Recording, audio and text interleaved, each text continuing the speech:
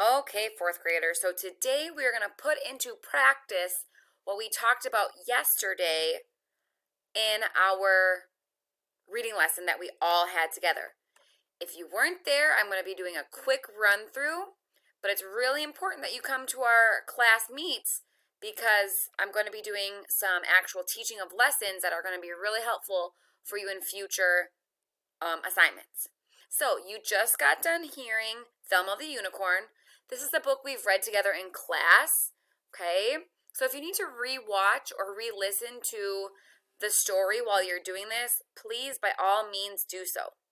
So, you just heard Thelma the Unicorn, and our goal today is to write a really good summary. In yesterday's lesson, we learned that we can kind of write a good summary if we think about 5 different things. We want to think about somebody. We want to think of what that somebody wanted. We want to think of the problem, but something happened. We want to think of so, what did that character do? And then, how did the characters in the story end? Okay, so before we write our summary, we want to fill in our boxes. This is kind of like our graphic organizer. We want to fill in our boxes so we can have all the information needed to write our summary. So, what you're going to do is you're going to go to the somebody box, okay? See, I have the cursor. You can just click enter or, click enter. You're going to tell me who the somebody in this story was. Who was the main character? If you're not sure, you have to go back and reread, rewatch, re-listen to the story.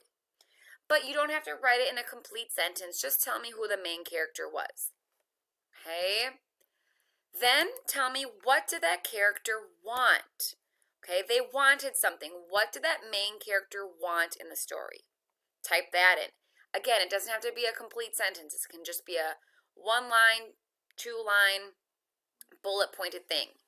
If your font is too big or you don't have enough room, just make your font smaller. Okay, but this shouldn't be a paragraph. What was the problem in the story? What did the main character run into? Okay, what did that main character kind of realize the problem was? Then you're going to come to the so.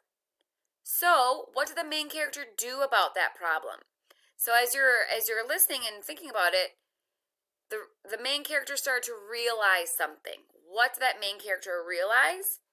Then how did the story end for that character?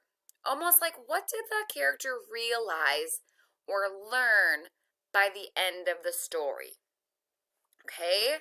So, before you write your summary, you're going to fill in each box by answering those questions in a 1 bullet point, a few words statement. Then you're going to go to the next slide. It's going to say, write a summary of your story below. What you're going to do is you're going to take your information from this slide, okay? And you're going to turn it into a summary. A summary is just a few sentences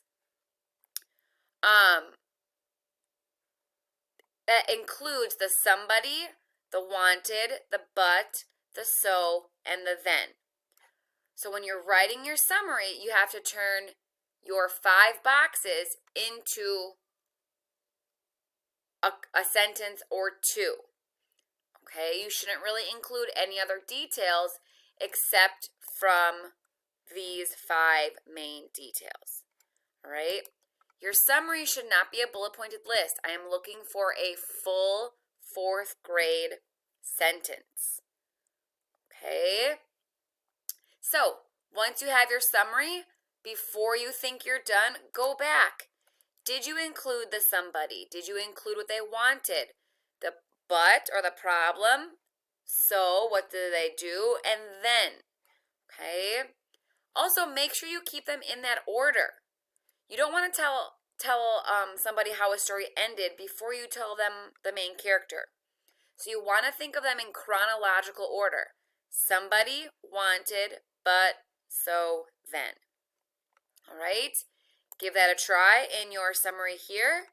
But we're going to keep practicing throughout the week and the weeks to come. So give this a try. All right? Good luck. Remember, go in chronological order, and you can always go back and rewatch and re-listen to the story. Good luck, and I'll see you next time.